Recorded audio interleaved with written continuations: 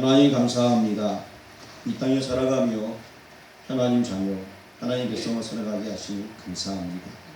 오늘 말씀을 받으며 우리 인생관, 물질과 세계관이 하나님 중심이 되어져서 하나님께 영광을 올려드릴 수 있도록 인도하여 주옵소서.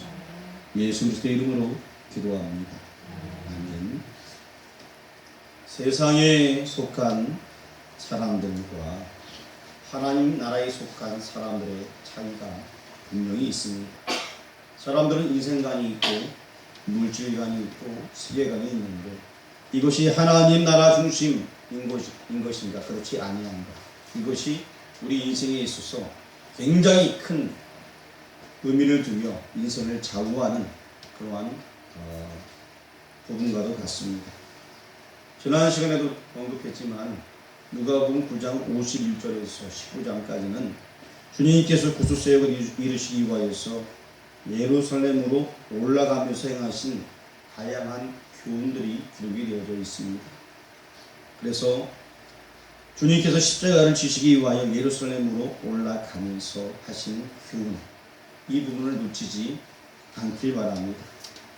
이것은 제 주장이 아니라 성경에서 이렇게 말씀하고 있습니다. 지난 시간에도 보았던 누가복음 9장 51절 말씀 앞에 적어놨습니다. 우리 한번 누가복음 9장 51절 말씀 모니터를 보면서 읽어보겠습니다. 시작. 예수께서 승천하실 기약이 차가니 예루살렘을 향하여 올라가기로 굳게 결심하시고, 그 다음에 9장 53절 말씀 같이 한번 읽어보겠습니다. 시작. 예수께서 예루살렘을 향하여 가시기 때문에 그들이 받아들이지 아니하는지라. 그 다음에 13장 33절 읽겠습니다. 그러나 오늘과 내일과 모레는 내가 갈 길을 가야 하리니 선지자가 예루살렘 밖에서는 주는 법이 없느니라. 누가복음 17장 11절입니다. 예수께서 예루살렘으로 가실 때에 사마리아와 갈릴리 사이로 지나갔으라. 누가복음 18장 31절 예수께서 12제자를 데리시고 이르시되 오라 우리가 예루살렘으로 올라가느니 선지자들을 통하여 기록된 모든 것이 인자에게 응하리라. 누가복음 19장 11절 그들이 이 말씀을 듣고 있을 때에 비유를 더하여 말씀하시니 이는 자기가 예루살렘에 가까이 오셨고 그들은 하나님의 나라가 당장에 나타날 줄로 생각함이더라. 누가복음 19장 41절 한번 읽겠습니다.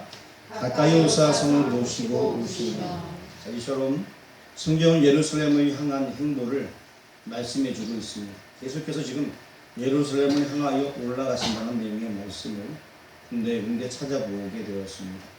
예수님은 예루살렘을 향해 올라가시면서 여러 가지 교훈을 말씀하셨는데 오늘 12장에서도 이러한 문맥에서 해석되어야지만 오늘 본문이 이해하기가 쉽다는 것입니다. 본장의 중심점은 어디에 있을까요? 몇 절이 중심점일 것 같습니까? 아까 31절 읽어보도록 하겠습니다. 같이 있습니다. 시작. 다만 너희는 그의 나라를 구하라. 그리하면 이런 것들을 너희에게 더하시리라. 바로 오늘 31절 말씀이 중심점이라고 하겠습인니다. 그래서 이 말씀에 실려있는 무게, 어마어마한 무게가 있습니다. 이것을 우리가 느낄 줄 알아야 됩니다. 여러분이 그리스도인이 되기 이전에는 인생의 목적을 어디에 두고 무엇을 추구하며 사는 삶이었나요? 예전에 박정희 집사님 신앙생활 안 하실 때 인생의 목적이 무엇이었습니까? 뭐라고 생각이 들었습니까? 신앙생활 안 할 때는 잘 먹고 잘 놀고 잘 사는 거 아니겠어요? 다른 목적이 있었습니까? 예? 하루하루 그냥 지나갔죠. 하루하루 그냥 지나갔어요? 아무런 의미 없이. 그래요. 저는 모태신앙이긴 하지만 어린 시절, 청년 시절 때 방황하게 되었어요. 학창시절부터. 그때의 제 인생의 목적은 정직하게 살며 돈을 많이 벌자. 그래서 유명한 사람이 되자. 돈을 많이 벌어서 세계를 움직이자. 이런 꿈을 꾸고 있었습니다. 결국 그것은 내가 중심이 되어지고 내 나름대로 잘 살아보자 이거예요. 잘 먹고 잘 되고 내 이름을 드높이자. 이런 생각을 가지고 있었습니다. 아벨타비를 쌓은 것도 그들의 이름을 내기 위해서, 그들이 잘 되기 위해서 쌓았듯이 저는 그러한 꿈을 가지고 있었습니다. 예수님 만나기 전까지는. 여기 모인 여러분들은 어떤 삶을 살았습니까? 김용자 권사님은 예수님 믿기 전에 어떤 인생을 살았습니까? 요정도의 회장님 대표로서.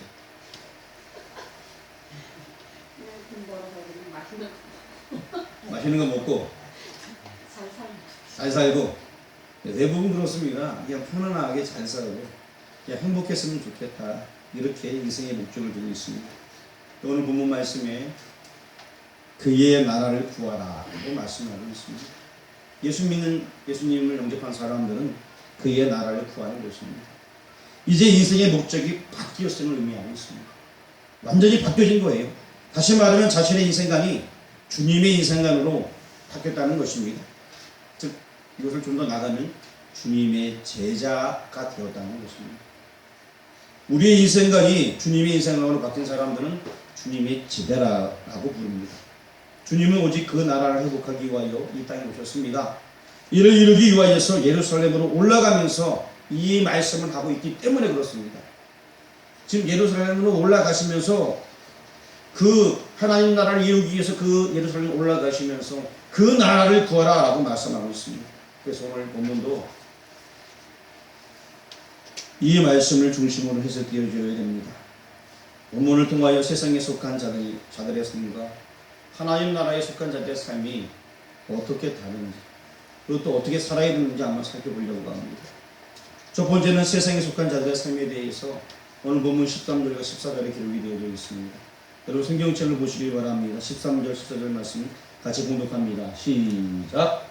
우리 주위에 한 사람이 이르되 선생님 내 이름을 명하여 내 손을 나와 나르게 하소서 하니 이르시되 이 사람아 누가 나를 너희의 재판장이나 물건 나누는 자로 세웠느냐 하시고. 자, 한 사람이 묻는 거예요. 형이 하나 있는데 유산을 좀 나누게 해달라.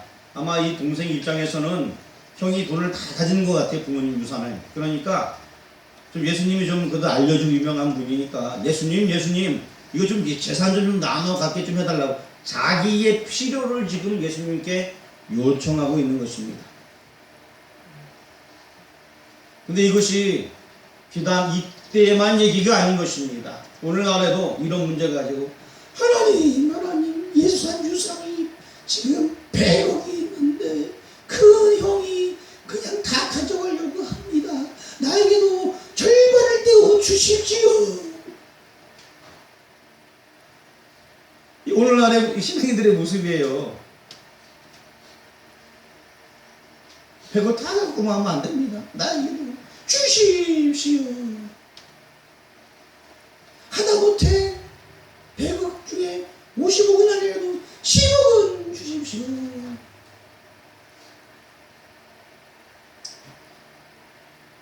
오늘날 우리들의 모습이 아닌가 생각이 듭니다. 이럴 경우 누군가 중개자가 있어서 해결해 주었으면 좋겠다는 생각이 들어서 아마 예수님한테 이 사람이 얘기한 것 같습니다.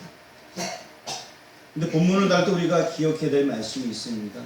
주님은 우리의 사람의 삶을 잘 몰랐을까요? 예수님께서도 어린아이부터 성장하셨기 때문에 우리 인간의 필요와 인간들이 어떠한 생각을 하고 있고 사람이 살아갈 때에 필요한 것들을 다 알고 계셨습니다. 모르고서 말씀하신 것이 아닌 것입니다. 그런데 주님께서는 핵심을 말씀하십니다. 여러분 성경 15절을 한번 읽어보겠습니다. 시작. 그들에게 이르시되 삼가 모든 탐심을 물리치라. 사람의 생명이 그 소유에 넉넉한 데 있지 아니하니라 하시고. 자, 여기 15절에 두 가지 단어가 문득 눈에 들어오게 됩니다. 여기에 생명이라는 단어와 소유라는 단어가 제 눈에는 크게 딱 들어오고 있습니다. 핵심은 15절에 있는 생명이 있습니다. 이 사람은 생명을 아직 얻지 못한 것이며 유업을 나눠 가진다 하여도 영생을 소유하게 되는 것이 아니기 때문이라는 것입니다. 단지 이 사람은 그 재산을 갖고 싶어서 예수님께 찾아온 거예요. 그래서 이 사람이 만약에 재산을 절반을 받는다 한다 할지라도 이 사람은 생명을 얻지 못하는 사람입니다. 그러하기 때문에 예수님께서 이 사람을 가르쳐서 생명에 대해서 지금 말씀을 해주고 있습니다. 그리고 아까 읽었던 31절 해답이 나와 있습니다. 성경 본문 31절 한번 다 같이 읽어보겠습니다. 다만 너희는 그의 나라를 구하라. 그리하면 이런 것들을 너희에게 더하시리라.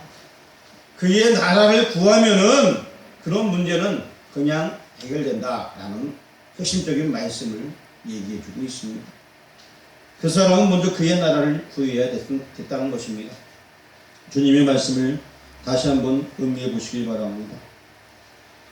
주님께서는 먼저 재판장이나 물건을 나누어 주는 자, 그런 자가 아니라고 말씀하셨습니다.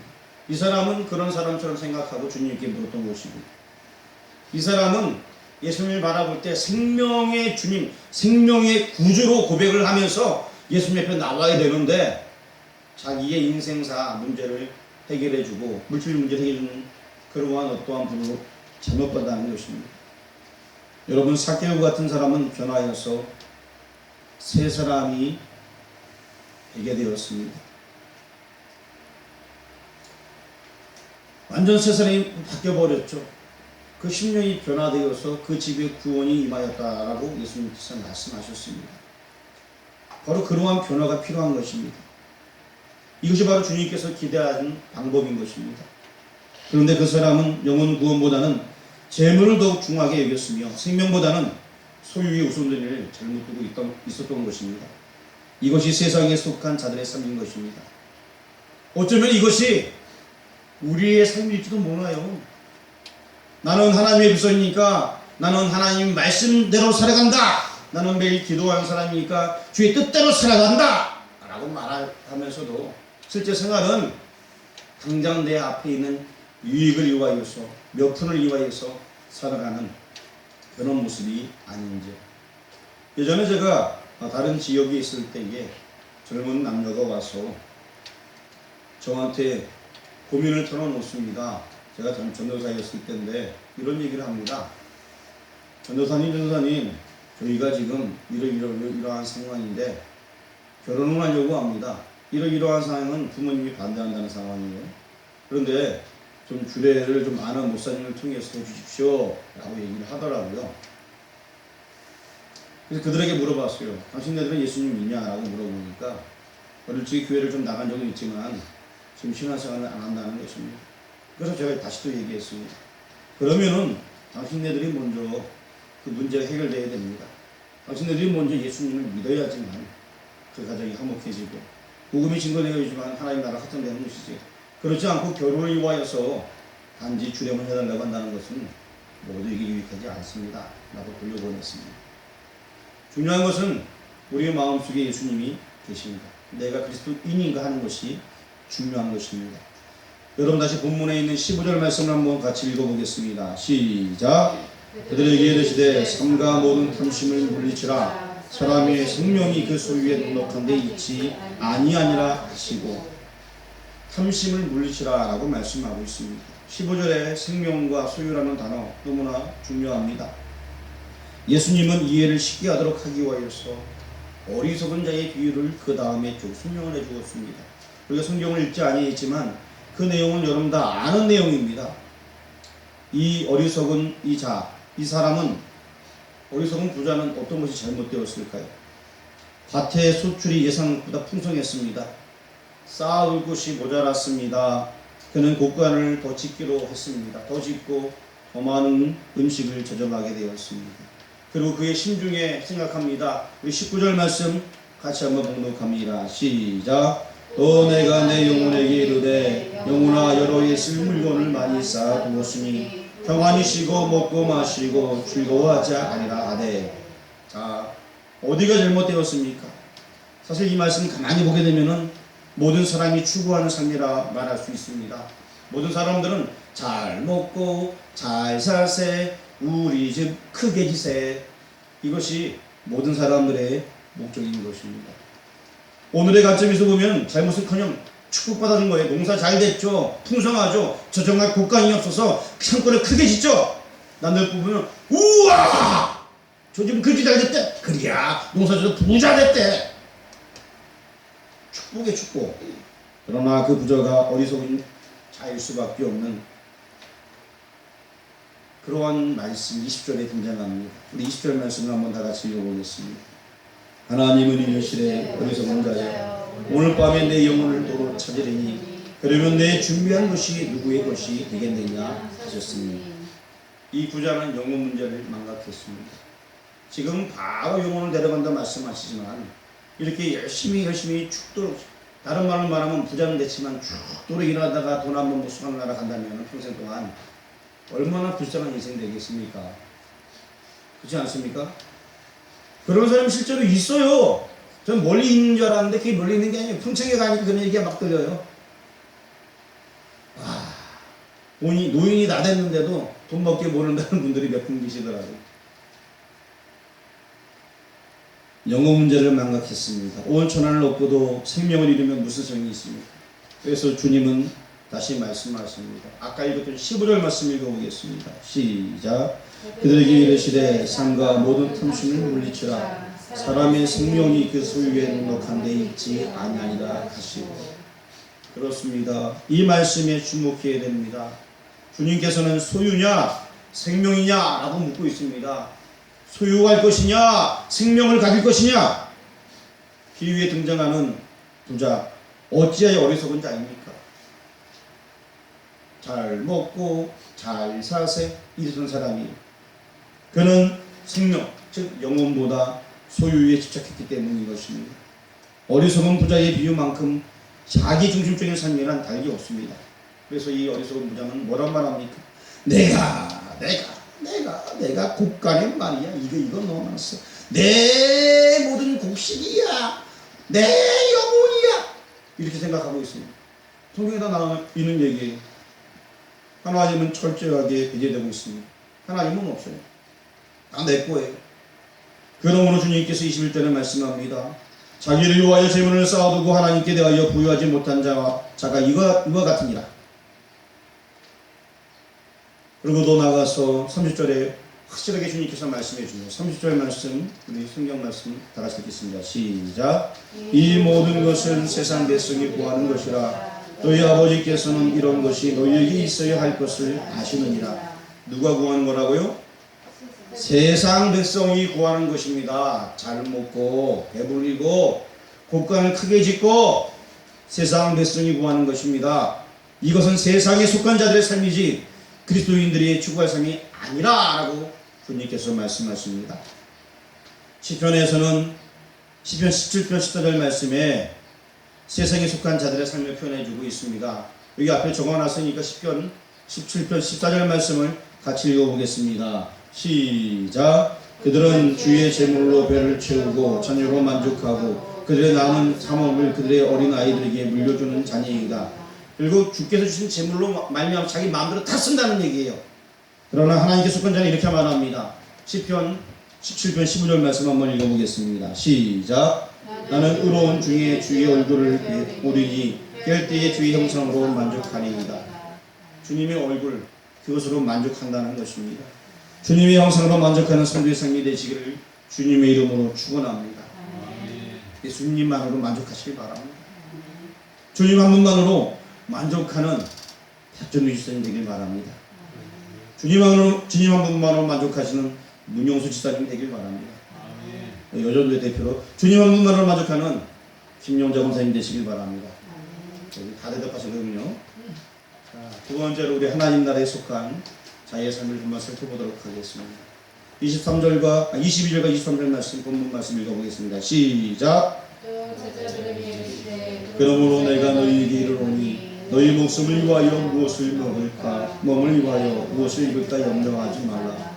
목숨이 음식보다 중하고 몸이 의복보다 중하니라. 자, 앞에서는 무리 중에 한 사람이 10번절에 나와 있는 한 사람이 제기한 유언 문제로 말미암아 세상에 속한 자들이 그 어리석은 삶에 대해서 말씀을 했습니다. 하지만 지금 읽었던 이 말씀은 하나님 나라에 속한 자의 삶에 관하여서 말씀을 해주고 있습니다. 그래서 앞에서의 핵심 단어가 나라면 지금 읽었던 본 단어의 핵심 단어는 하나님인 것입니다. 그래서 24절의 말씀 보니까 까마귀도 하나님이 기르시고 28절에 들풀도 하나님께서 이렇게 입히신다 라고 말씀하고 있습니다. 그러면서 너희는 새보다 얼마나 귀하냐 하물며 너희일까 보냐 라고 묻고 계십니다. 그리고 29절과 30절 말씀을 한번 읽어보겠습니다. 시작. 너희는 무엇을 먹을까 무엇을 마실까 구하지 말며 근심하지도 말라. 이 모든 것은 세상 백성들이 구하는 것이라. 너희 아버지께서는 이런 것이 너희에게 있어야 할 것을 아시느니라. 이 말씀을 읽다 보면요, 여기에 아주 중요한 차이가 있습니다. 차별이라고 해야 되나, 차이라고 해야 되나, 중요한 차이가 있어요. 여러분 24절부터 쭉 읽어보면 30절까지 읽어보면서 어떠한 차이가 있는지 한번 발견해 보시기 바랍니다. 하나님께서 하시는데 차이가 분명히 있어요.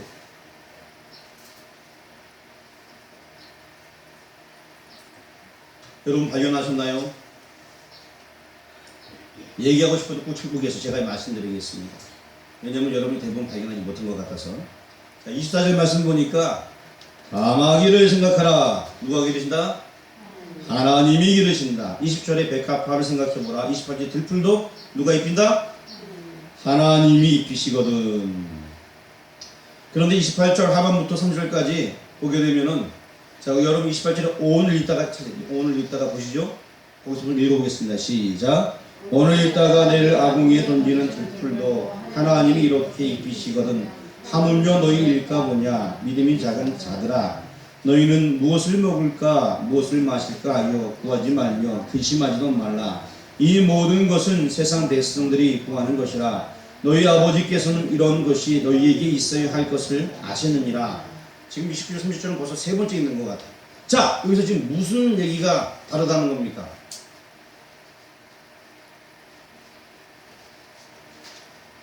이제 아셨습니까? 다시 한번 제가 정리해 드리겠습니다. 까마귀를 먹이시고 백합화를 입히신다고 말씀할 때에는 하나님이라 라고 말씀하셨어요. 하나님이 당연히 하시죠. 하지만 제자들의 필요를 아신다 말씀할 때는 너희 아버지라고 하신 차이인 것입니다.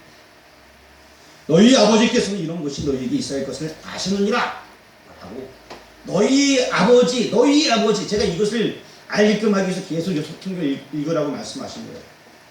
너희 아버지께서 이런 것이 너희 있어야 할 것을 아시느니라. 천지 만물을 창조하시고 주관하신 하나님이 당신의 아버지라 말씀하고 있습니다. 나의 아버지라, 여러분의 아버지라 말씀하고 있습니다. 그런데 아직 부족함이 있습니다. 하나님이 나의 아버지인데 모든 걸 주관하시는 하나님, 모든 생물을 다 책임져 주시는 하나님, 모든 만물을 책임져 주시는 하나님, 그 하나님은 나의 아버지신데 그래도 너희가 뭐 부족한 게 있느냐? 라고 말씀하는 본문이에요. 이게요. 그래도 뭐 염려할 게 함이 있느냐? 그래도 하나님보다 다 다른 무엇이 뭐 필요하냐? 라고 말씀하는 거예요. 세상 사람은 계속 다른 걸 구합니다. 심지어 교회에 열심히 신앙생활하는 사람도 다른 어떤 걸 구하려고 해요. 하나님 갖고 안 되니까 다른 걸 어떻게 해보려고 합니다. 근데 그 하나님께서 분명히 말씀하십니다. 아버지라고. 뭐가 더 필요합니까? 이것을 깨우치지 못하니 하나님으로 안 되니 다른 것으로 한번 해보려고 하는 거예요. 교회 다니면서도 뭔가 부족하니까 다른 것으로 해보려고 합니다. 다른 거 아무리 해도 안 돼요. 다른 길은 없어요. 오직 예수님밖에 없습니다. 다른 방법 없어요. 다른 걸 구했던 아담은 선악과를 따먹고 말았습니다. 그거 갖고 안 되잖아요. 예수님께서 다른 것을 구했던 당시에 대제사장들과 서리관 바리새인들은 요걸 하면서 독사의 새끼들아 라고 얘기했습니다. 하나님 말씀의 본질을 구하지 아니한 채 자기네들이 만드는 유전을 따지면서 다른 뭘 해보려고 했던 거예요. 우리 31절 말씀 다같이 한번 읽어보겠습니다. 시작. 다만 너희는 그의 나라를 구하라. 그리하면 이런 것들을 너희에게 더하시리라. 자, 세상의 모든 것들 다시 말씀드리면 부자가 가지고 있던 뭐 넓은 뭐 옥토가 있겠죠. 그리고 뭐 창고도 있겠죠. 다 이게 뭐냐? 이런 것들이라 표현하고 있습니다. 이런 것. 이런 것들이라 말씀하시면서 이런 것들은 세상 사람들 여기는 없는 철수나 신성이나 뭐 다른 사람들이 필요로 한다는 거예요. 세상 사람들 홍길동이나 이런 사람이 추구한다는 것입니다. 그런데 이런 것들을 그냥 더해 주신다는 거예요. 무엇을 하면 그 나라와 그 일을 구하는 거예요. 세상 사람들은 그 나라와 그 일을 못 구한 채 다른 어떤 것들에 매달립니다. 다른 어떤 것들을 해보려고 하는데 그냥 그건 다 더해 주시겠다는 거예요. 뭐라면 그의 나라, 그의 의를 구하면 다 더해 주겠다는 거예요. 신앙생활을 바로 하고 하나님 바라보면은 문제가 해결되어지고 기쁨이 있고 승리가 있는데 이 기본적인 것이 안 되는 거예요. 신앙생활 하면서도 세상 사람들하고 똑같이 뭘 해보겠다고 부자 되보려고 애쓰고 성경에서는 뭐라 말하면 세상의 모든 것들을 이런 것들이라고 말합니다. 그런 것들을 다 주겠다 그냥 신앙생활 잘하면 그의 나라와 그의 꼴을 구하면 그냥 주겠다. 더 나아가서 주님은 나라를 주시길 기뻐하십니다. 우리 한 걸음 더 나가길 바랍니다. 32절 말씀 다 같이 한번 읽어보겠습니다. 시작. 적은 무리여 무서워 말라. 너희 아버지께서 그 나라를 너희에게 주시기를 기뻐하시느니라. 자, 그 나라를 주시기를 기뻐한다는 것입니다. 여러분, 대한민국 땅덩어리 굉장히 작습니다. 그렇지만 여기에도 대통령이 있고요. 이 나라를 통치하는 사람이 있습니다. 역사를 주관하시는 분은 하나님이십니다. 그런데 이 나라 대한민국을 나한테 준다고 하면은 얼마나 기쁩니까? 더 나아가서 전 세계를 뭐 움직인다는 미국이라는 나라를 준다면 얼마나 기쁩니까? 근데 오늘 본문 말씀 32절 말씀에 그 나라를 너에게 주시기를 기뻐하시니라.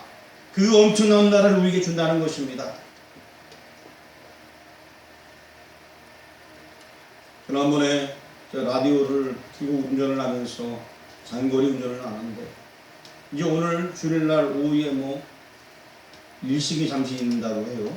그래서 뭐 새까만 안경 쓰고 볼 수 있다라고 하면서 천문학자가 나와서 얘기하는데 우주에 대해서 얘기합니다. 그러면서 우주가 어마어마하게 크고 그리고 뭐 태양계 같은 것들이 엄청나게 많고 그리고 거기 뭐 그냥 행성이 뭐 수십 조개가 있고 뭐 막 우주에 대해서 쫙 설명을 하면서 외계 세계에도 뭔가 생명체가 있지 않을까 뭐 이런 얘기를 막 하는 거예요.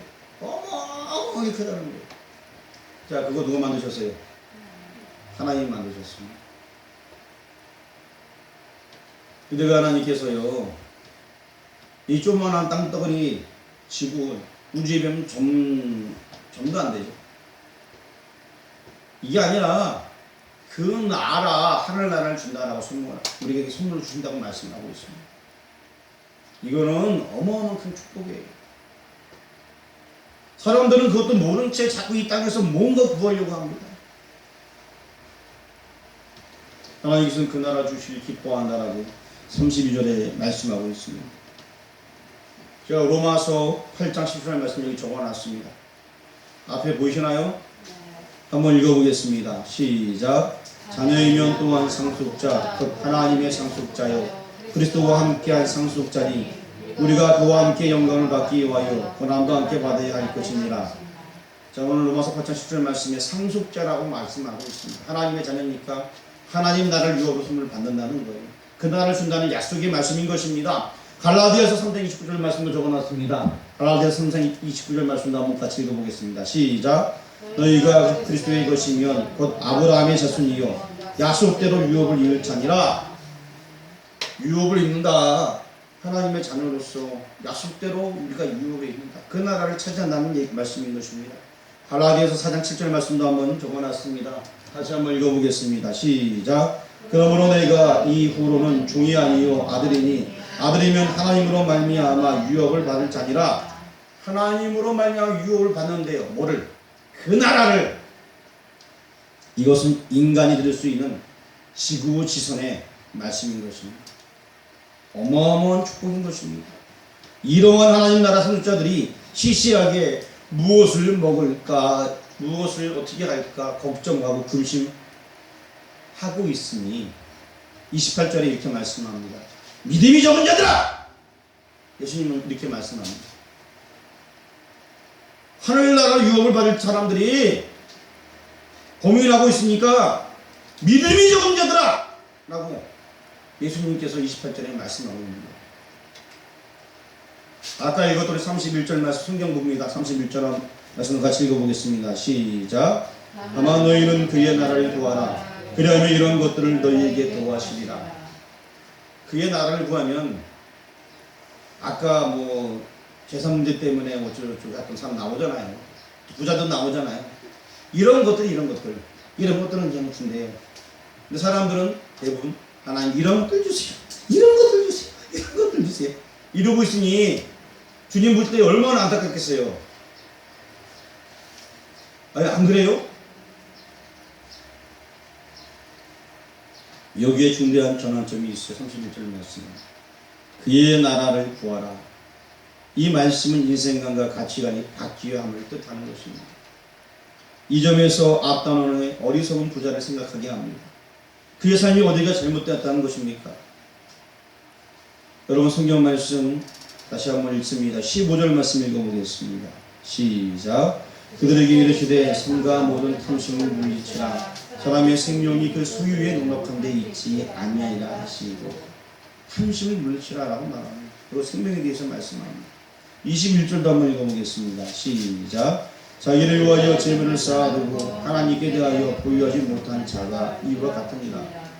자기를 위해서 재물을 쌓아두는 거 아무 소용없다는 것입니다. 여기서 등장하는 이 사람들은 하나님 나라에 대해서 무관심했습니다.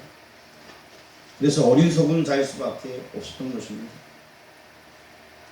소유, 내가 무엇을 가진다는 것은 인생의 목적이 아니라 하나님 나라를 위하여 선하게 사용되어야 할 수단에 불과하다는 거예요. 하나님 나라를 위해서 우리가 필요한 것들을 한테 치워주십니다. 그럼 또 성경으로 돌아와서 성경 보면 33절 말씀 크게 한번 읽어보겠습니다. 시작.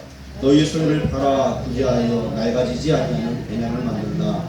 곧 하늘에 둔 바 사함이 없는 보물이니 거기는 도둑도 가까이 하는 일이 없고 좀도 먹는 일이 없느니라. 그렇습니다. 이 말씀만 읽게 되면 아마도 어떤 분들은 부담을 느끼게 될 것입니다. 왜냐하면 소유라는 물질만 보게 되니까 그러면 아무것도 가지지 말라는 얘기인가? 그러면 어떻게 신앙생활 하라고? 이렇게 생각하는 사람이 있습니다. 34절 말씀 한번 읽어보겠습니다. 시작. 너희 보물이 있는 곳에는 너희 마음도 있으리라. 중요한 것은 보물이 아니라 마음인 것입니다. 하나님께서는 마음은 다른 데에 두고 물질만 가져오시면 기뻐하시는 그런 분이 아니라는 것입니다. 제가 잠언 23장 26절 말씀을 여기 앞에 적어놨습니다. 잠언 23장 26절 말씀 같이 읽어보겠습니다. 시작. 내 아들아 내 마음을 내게 주며 내 눈으로 내 길을 즐거워할지어다. 내 아들아 내 마음을 내게 주며 주님께서는 지금 마음을 요구하고 있습니다. 우리들의 마음을 요구하고 있습니다. 여기 모여있는 우리 최기훈 청년의 마음, 김준자 권사님의 마음을 요구하고 있습니다. 그런데 그 볼 수 없는 마음의 향방을 알려면 볼 수 있는 보물을 어디에 쌓아 놓았는가 확인하면 된다는 것입니다. 내가 하나님을 위하여서 값진 시간을 드리고 하나님을 위하여서 값진 수고를 드리고 하나님 영광을 위하여서 내가 정말 힘을 탁하여 하나님을 씁니다. 하나님 그 마음을 주신다는 것입니다. 세상에 속한 자들은 땅에 쌓아두되 하나님 나라에 속한 자들은 하늘에 둔 바 다함이 없는 보물이라고 말씀해주고 있습니다.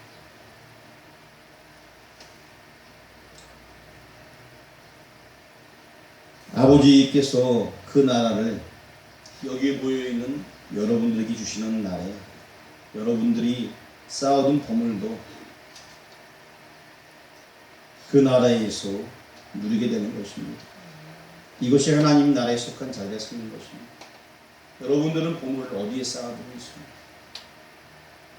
여러분들은 지금 세상에 속한 자의 삶을 살아가고 있습니까? 아니면 하나님께 속한 자의 삶을 살아가고 있습니까? 어디에 속한 자의 삶을 살아가고 있습니까? 오늘 본문을 대하면서 그 나라를 구하는 그러한 여러분들에게 주의 이름으로 축원합니다. 기도하겠습니다. 이 땅에 살아가면서 입으로는 하나님의 백성이라 말하지만 실제적으로는 세상에 속한 자로 살아왔던 것들 용서하여 주옵소서. 이제 하나님 나라에 속한 자로서 하나님 나라의 백성으로서 그 나라를 구하며 살아갈 수 있도록 인도하여 주옵소서. 그 나라를 이루기 위해서 예수님께서는 예루살렘에 올라가셨고 그것을 성취하셨습니다. 이제 그 나라 확장에 앞장서는 우리를 되어줄 수 있도록 인도하여 주옵소서. 예수 그리스도의 이름으로 기도합니다. 아멘.